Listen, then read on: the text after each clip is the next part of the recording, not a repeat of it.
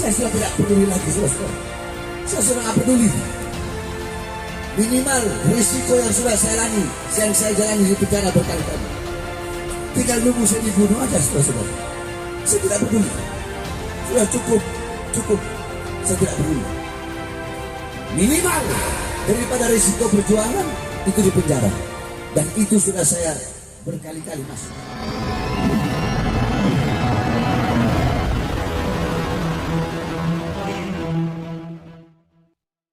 Kita bersyukur dengan duduk pada malam hari ini, berbahagia, bergembira dengan maulid Nabi besar Muhammad sallallahu alaihi wasallam. Ya saudara-saudara, dalam Al-Quran Allah berfirman, "Qul bifadlillah wa birahmati fabidzalika falyafrahu."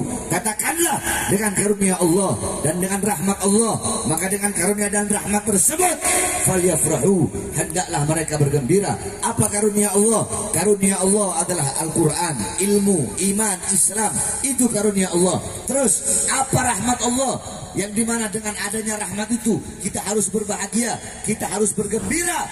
Dalam kitab Tafsir bil Ma'thur Ma'alimut Tanzil, Al-Imam Baghawi mengatakan maksud rahmat Allah dalam ayat tersebut sebagaimana dalam ayat yang lain, wa ma arsalnaka illa rahmatan lil alamin. Tidak aku utus engkau wahai Muhammad kecuali engkau adalah rahmat bagi seluruh alam semesta. Maka dengan adanya Al-Quran, ilmu, Islam, iman sebagai karunia Allah, dan dengan adanya Nabi Muhammad sebagai rahmat Allah yang paling besar, falyafrahu, hendaklah bergembira, hendaklah kita semua bergembira, hendaklah kita berbahagia, hendaklah kita bersyukur dengan adanya baginda Nabi besar Muhammad sallallahu alaihi wasallam.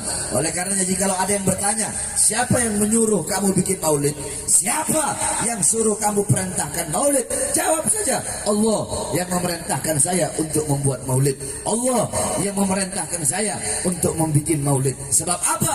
Intisari maulid adalah bergembira dengan lahirnya Nabi Muhammad sallallahu alaihi wasallam. Sedangkan perintah untuk bergembira dengan adanya Nabi itu ada dalam Al-Quran, yaitu ayat firman Allah, "Qul bifadlillah wa birahmati fabidzalika falyafrahu." Saudara-saudara, jikalau intisari daripada maulid adalah memuliakan dan mengagungkan hari daripada kelahiran Nabi Muhammad, maka yang pertama kali mengagungkan, yang pertama kali memuliakan, yang pertama kali bermaulid, yang pertama kali mengagungkan, memuliakan kelahiran Nabi bukan para ustadz, bukan para kiai, bukan para habaib, bukan para ulama, bukan para a'immah, bukan a'immatul arba', bukan Imam Hanafi, Maliki, Syafi'i, Hambali, bukan para asfiya, bukan para tabi'in, bukan para tabi'in, bukan para sahabat, bukan juga para malaikat, bukan juga Nabi Muhammad, bukan para nabi, bukan para rasul, tetapi yang pertama kali, zat yang pertama kali memuliakan, mengagungkan hari kelahiran Nabi Muhammad adalah Allah Subhanahu wa taala. Allah yang pertama kali memuliakan dan mengagungkan hari kelahiran Nabi Muhammad. Bagaimana cara Allah memuliakan dan mengagungkan kelahiran Nabi? Allah punya cara sendiri untuk memuliakan dan mengagungkan kelahiran Nabi Muhammad. Bagaimana cara Allah? Saudara-saudara, dikatakan dalam surah Nabawiyah, "Wulida sallallahu alaihi wasallam yaumul Itsnain 12 min Syahr Rabiul Awwal amal fil." Nabi Muhammad lahir pada hari Senin tanggal 12 bulan Rabiul Awal tahun gajah. Wa summiya ama wiladatihi amul fil, dinamakan tahun kelahiran beliau itu dengan tahun gajah. Kenapa? Li'anna Malik al-Habasyah jaa ila al-Ka'bah, jaa ila Makkah lihadbil Ka'bah wa kana fihi filun azim. Karena pada saat itu pasukan raja-raja Habasyah datang ke Makkah membawa pasukan gajah yang banyak, membawa pasukan gajah yang besar, datang ke Makkah untuk menghancurkan Ka'bah. Maka yang tahun lahirnya beliau dinamakan tahun gajah, karena kejadian terbesar pada saat itu adalah Raja Habasyah datang ingin menghancurkan Ka'bah. Fa'ahlakallahul jaysh, Allah hancurkan tentara gajah tersebut. Dengan apa? Dengan burung ababil, yang dimana satu ekor burung bawa batu dari neraka Sijil. Satu ekor burung bawa 3 buah batu, satu batu di mulutnya, satu batu di kaki kanannya, satu batu di kaki kirinya. Sehingga ketika burung ababil melemparkan itu batu kepada tentara gajah, itu batu jatuh di atas kepala, tembus sampai ke kaki. Faja'alahum kasfin ma'kul, Allah jadikan mereka bagaikan makanan ulat, bagaikan daun yang dimakan sama ulat, lubang. Jatuh itu batu di atas kepala, tembus sampai ke kaki, saudara-saudara. Allah hancurkan mereka. Kenapa? Allah hancurkan di saat hari kelahiran Nabi Muhammad SAW. Padahal bisa saja Allah hancurkan sebelum Nabi lahir. Sebelum Nabi lahir, sebelum mereka berangkat, bisa aja kalau Allah menghancurkan. Tapi kenapa Allah hancurkan di hari lahir Nabi? Takriman, tasyrifan, wa ta'ziman li maulidin Nabi SAW. Untuk memuliakan, mengagungkan daripada kelahiran baginda Nabi besar Muhammad sallallahu alaihi wasallam. Saudara-saudara, api majusi yang selama ribuan tahun tidak pernah padam, Allah padamkan di hari kelahiran Nabi Muhammad. Apakah mustahil Allah mau padamkan sebelum Nabi lahir? Bisa saja Allah padamkan sebelum Nabi Muhammad lahir. Atau bisa saja Allah padamkan sesudah Nabi Muhammad lahir. Tapi kenapa Allah padamkan api majusi yang selama ribuan tahun tidak pernah padam di hari kelahiran Nabi? Untuk memuliakan dan mengagungkan kelahiran baginda Nabi besar Muhammad. Istana Romawi Allah hancurkan tiang-tiangnya tepat di hari kelahiran Nabi. Kenapa kok di hari lahir Nabi? Apakah tidak bisa sebelum Nabi lahir? Bisa. Jauh sebelum Nabi lahir Allah hancurkan. Bisa saja. Tapi kenapa Allah hancurkan di hari kelahiran Nabi? Takriman wa tasyrifan wa ta'liman. Untuk memuliakan dan mengagungkan daripada kelahiran baginda Nabi besar Muhammad sallallahu alaihi wasallam. Saudara-saudara sekalian yang dimuliakan oleh Allah, di hari kelahiran Nabi, sumur-sumur yang kering Allah pancarkan kembali. Sumur-sumur yang kering memancarkan air. Pohon-pohon yang kering bertumbuh daun dan bunganya. Kenapa? Di hari kelahiran Nabi, sebelum Nabi lahir, bisa saja sumur yang kering itu Allah pancarkan air.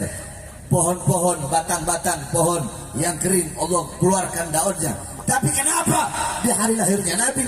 Karena untuk memuliakan dan mengagungkan kelahiran Nabi Muhammad SAW. Seperti itulah cara Allah memuliakan kelahiran Nabi. Dan masih banyak lagi bagaimana cara Allah memuliakan kelahiran Nabi. Nah, jikalau intisari maulid adalah memuliakan dan mengagungkan hari kelahiran Nabi Muhammad, maka berarti yang pertama kali bermaulid adalah Allah Subhanahu wa taala. Kenapa? Karena Allah lah yang pertama kali memuliakan dan mengagungkan kelahiran baginda Nabi besar Muhammad sallallahu alaihi wasallam. Saudara-saudara, di negara kita yang kita cintai, yaitu negara Kesatuan Republik Indonesia. Negara Indonesia adalah negara maulid, negara sholawat. Saudara-saudara, kalau udah datang bulan Rabiul Awal di Indonesia, di setiap gang-gang, di setiap lorong-lorong, di setiap kampung-kampung, di setiap desa-desa, di setiap sudut-sudut, di setiap kelurahan, kecamatan, di setiap wilayah, setiap kota, setiap daerah, dari Sabang sampai Merauke, di mana-mana pasti bikin acara maulid Nabi Muhammad SAW. Makanya tidak heran kenapa kok umat Islam Indonesia menjadi umat Islam yang sangat dicintai dan sangat dirindukan oleh baginda Nabi besar Muhammad SAW. Sebab apa? Sebab tidak ada satupun negara di dunia ini yang lebih banyak membaca maulid, yang lebih banyak merayakan maulid seperti negara yang kita cintai. Tidak ada negara yang paling banyak membaca maulid Nabi, yang paling banyak merayakan maulid Nabi adalah negara Kesatuan Republik Indonesia. Akan tetapi sayang seribu sayang, saudara-saudara, kemarin ada seorang anak cucu Rasulullah, ada seorang anak cucu Nabi Muhammad SAW, yang dimana beliau merayakan, bikin acara maulid, beliau memuliakan hari kelahiran kakeknya, beliau bergembira dengan lahir kakeknya Nabi Muhammad SAW, beliau bersyukur atas maulid Nabi Muhammad SAW, beliau rayakan hari kelahiran, beliau bikin acara maulid Nabi Muhammad SAW, ribuan jutaan umat, puluhan ribu, ratusan ribu umat datang sama-sama membaca maulid Nabi Muhammad SAW. Akan tetapi beliau ditangkap, akan tetapi beliau dimasukkan penjara. Kenapa? Karena bikin acara maulid Nabi Muhammad, beliau masuk penjara. Demi Allah, tidak ada di dunia orang bikin maulid dimasukkan penjara kecuali beliau, Al-Habib Muhammad Rizik bin Hussein bin Syihab. Saya tanya, ini zalim apa tidak? Jawab yang keras, zalim apa tidak? Zalim apa tidak? Adil atau tidak? Adil atau tidak? Beliau bikin acara maulid Nabi, dimasukkan penjara. 6 laskar beliau dibantai, rekening keluarga beliau semuanya diblokir. Beliau gara-gara bikin maulid Nabi Muhammad, tangan yang dalam tubuhnya mengalir darah Nabi Muhammad diborgol, dibikin bagaikan penjahat, dibikin bagaikan koruptor, biadab. Padahal beliau anak cucu Nabi Muhammad yang merayakan maulid Nabi Muhammad dengan alasan PSBB. Saudara-saudara, PSBB, iya PSBB, tapi kenapa mal-mal kalian biarkan buka? Kenapa masih banyak tenaga kerja dari asing kalian datangkan, sedangkan banyak pribumi Indonesia yang pengangguran di masa PSBB? Kalian ingin kami, rakyat Indonesia, kami menjadi budak di negara kami sendiri, saudara. Alasan PSBB, alasan PSBB, alasan PSBB. Sampai kemarin 1 tahun yang lalu, 1 tahun setengah yang lalu, baru saya bebas. Malamnya saya bahas pemerintah. Saya bilang, kenapa kalian kurung rakyat? Kenapa kalian biarkan rakyat dalam rumah? Terus tidak kalian kasih makan? Kenapa warung-warung kecil kalian tutup, sedangkan mal-mal tetap buka? Kenapa orang-orang kalian larang keluar rumah? Tenaga kerja dari asing terus kalian kirim. Gara-gara itu saya dimasukkan lagi ke dalam penjara. Saya tanya, kalian pernah lihat ceramah saya itu kan? Pernah kan? Ceramah saya itu katanya dianggap meresahkan rakyat, meresahkan masyarakat. Saya tanya yang ada di sini, kalian semua rakyat apa bukan? Rakyat atau bukan? Masyarakat atau bukan? Resah nggak dengan ceramah saya benar? Hah? Berarti pemerintahnya yang resah.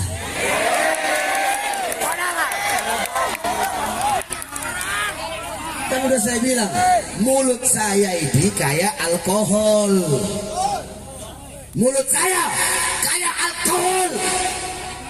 Kalau kena kulit yang ada luka, perih, pedih, sakit.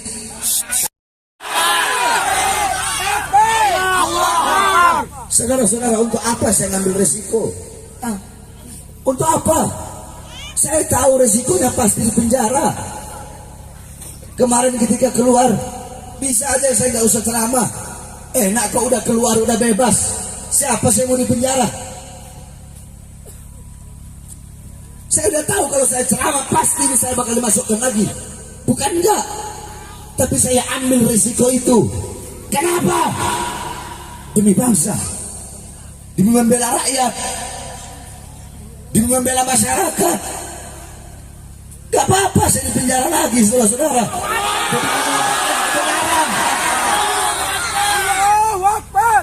Kami anak cucu Rasulullah, Habib Rizik, kami dalam tubuh kami mengalir darah-darah pejuang, mengalir darah-darah yang selalu membela rakyat, darah-darah yang selalu membela umat. Di penjara cuma hal kecil, saudara. Kakek-kakek kami dibunuh. Sayyidina Ali bin Abi Thalib lagi sholat ditikam dari belakang sampai beliau mati. Kenapa? Hanya satu jawabannya, karena beliau yang berada di barisan paling depan untuk menyampaikan kebenaran melawan kezaliman. Kami punya kakek Sayyidina Hasan bin Ali diracun sampai beliau wafat, keluar semua isi perutnya, diracun. Kenapa? Satu jawabannya, karena beliau karena Sayyidina Hasan berada di barisan paling depan untuk menyuarakan kebenaran. Saudara-saudara, kami punya kakek Sayyidina Husain radhiyallahu anhu.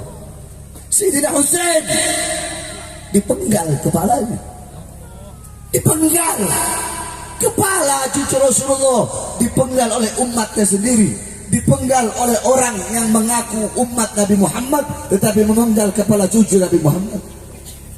Sama seperti orang sekarang yang mengaku saya umat, saya juga Islam, saya juga umat Nabi, tetapi memenjarakan cucu Nabi Muhammad SAW. Makanya waktu di Nusa Kambangan kemarin, ketika itu saya diborgol, tangan saya diborgol, perut saya diborgol, kaki saya diborgol. 3 borgol. Itu emang udah SOP-nya seperti itu, saudara-saudara. Tetapi seluruh petugas-petugasnya baik, mereka hanya mengikuti aturan. Mereka berkata, Habib, kami ini NU, kami cinta Habib, mohon maaf Beb, terpaksa kami harus seperti ini, kalau enggak kami bisa kehilangan pekerjaan. Saya bilang nggak apa-apa, minta maaf Beb, minta ridhonya Beb, kami takut kualat. Nggak apa-apa, udah borgol tangan, borgol perut, borgol kaki. Ketika sambil berjalan, saya tanya kepada mereka, kalian Islam semua? Iya Beb, kami semuanya Islam. Siapa Nabi kalian? Nabi Muhammad Beb. Setiap kalian sholat, kalian bersolawat? Iya Beb, bersolawat. Apa solawat yang kalian baca? Allahumma sholli ala sayyidina Muhammad wa ala ali sayyidina Muhammad. Salat, salam sejahtera, solawat, rahmat Allah, salam sejahtera atas Nabi Muhammad dan atas keluarga Nabi Muhammad. Tahukah kalian mengaku umat Muhammad, sedangkan kalian membiarkan cucu Muhammad diborgol di depan kalian, tangan, perut, dan kakinya. Kalian sholat, bersolawat kepada Al Muhammad, anak cucu Muhammad, sedangkan anak cucu Muhammad di hadapan kalian diborgol tangannya, perutnya, kakinya. Kalian diam. Saya bagaikan penjahat, saya bagaikan koruptor, saya bagaikan partner narkoba. Padahal saya hanya gara-gara ceramah menyampaikan kebenaran, membela rakyat yang susah ketika itu yang dikurung, ketika sedang korup. Oleh karenanya saudara-saudara, kakek-kakek kami udah biasa. Beliau-beliau dibunuh, Imam Ali Zainal Abidin dimasukkan penjara. Nenek-nenek kami, putri-putri Sina Husain dirantai, ditawan bagaikan binatang. Itu sudah biasa. Kami di penjara, dibunuh, sudah biasa saudara-saudara.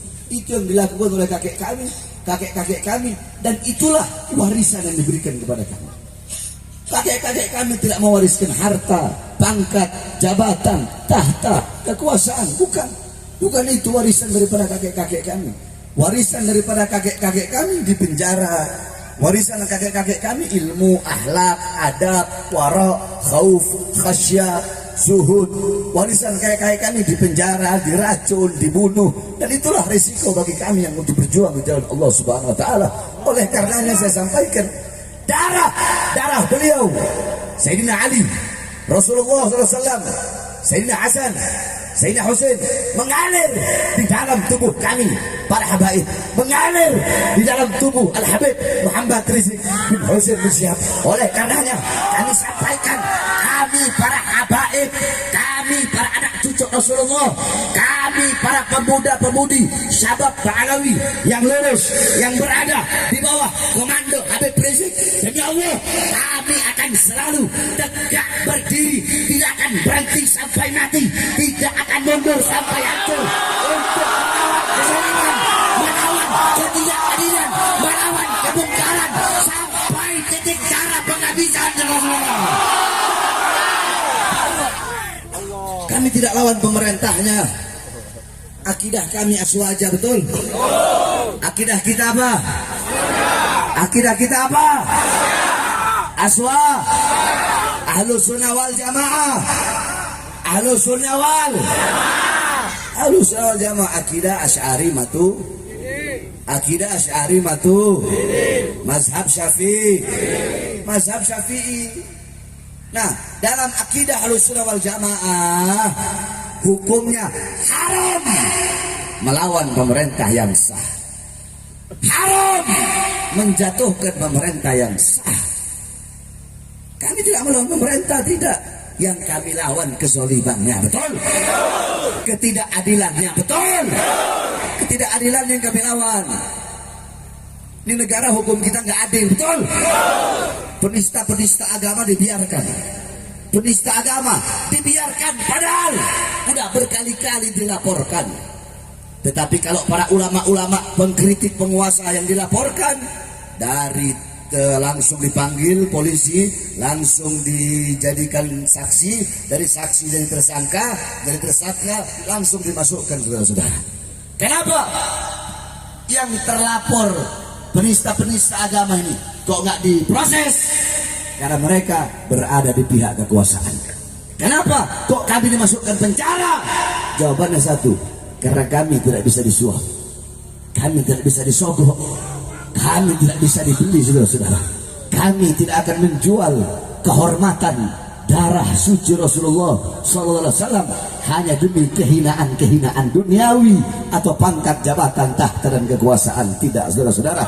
Kami semata-mata untuk membela agama datuk kami dan membela rakyat bangsa Indonesia yang sangat kami cintai.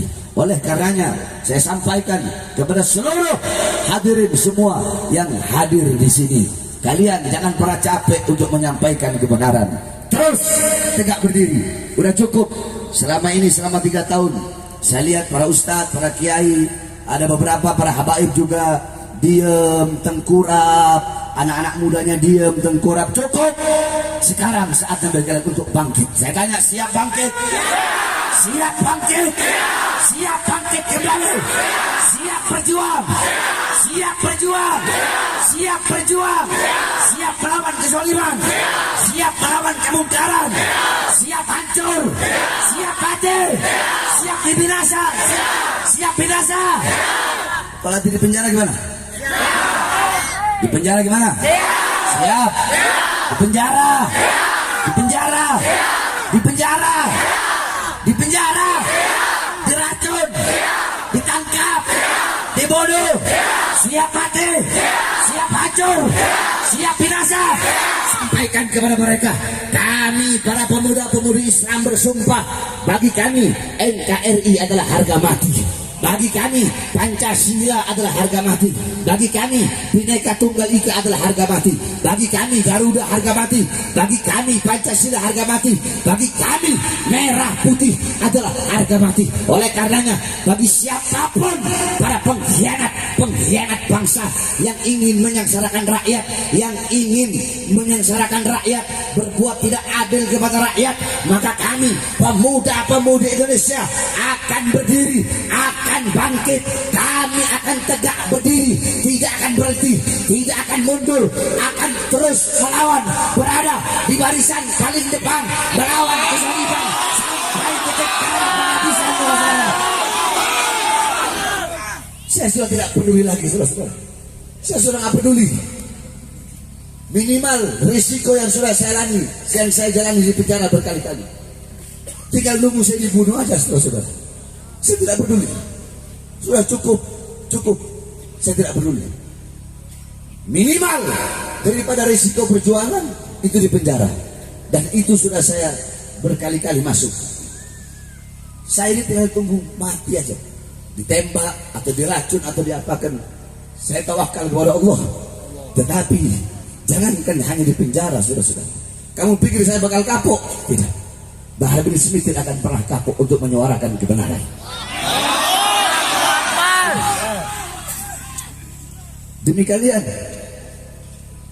umat kakek kami Nabi Muhammad SAW,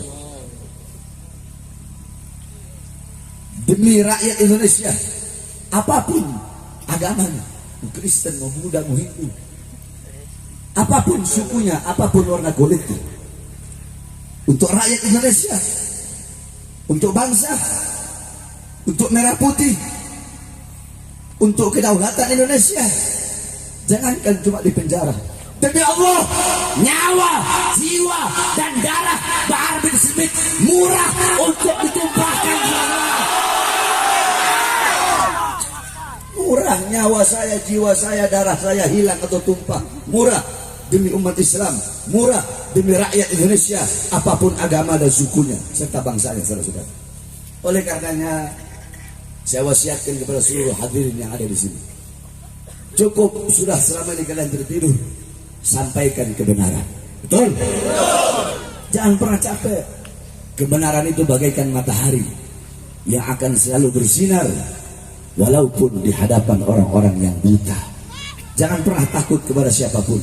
Tanamkan dalam hatimu rasa takut kepada Allah, maka akan Allah tanamkan dalam hati-hati makhluk rasa takut kepadamu, saudara-saudara. Oleh karenanya kita doakan, mudah-mudahan pemerintah kita menjadi pemerintah yang baik, menjadi pemerintah yang adil, menjadi pemerintah yang bisa mensejahterakan rakyat, pemerintah yang memakmurkan rakyat, pemerintah yang berdiri sendiri, pemerintah yang tidak tunduk dan tidak patuh kepada para cukong-cukong dan kepada para asing-asing, pemerintah yang berwibawa, berdiri sendiri dan bisa mengelola kekayaan alamnya sendiri sehingga lebih mensejahterakan dan memakmurkan rakyat. Amin, amin ya rabbal alamin.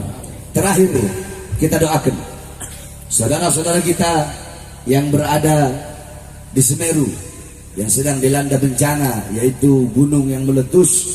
Mudah-mudahan saudara-saudara kita di sana yang wafat, mudah-mudahan Allah terima amal ibadahnya. Amin. Yang mengalami luka-luka, mudah-mudahan Allah segera sembuhkan. Amin. Dan saudara-saudara kita, baik dari pemerintah ataupun dari ormas-ormas atau dari kemanusiaan-kemanusiaan yang lain yang sedang berada di sana untuk membantu korban, mudah-mudahan Allah kuatkan langkahan kakinya.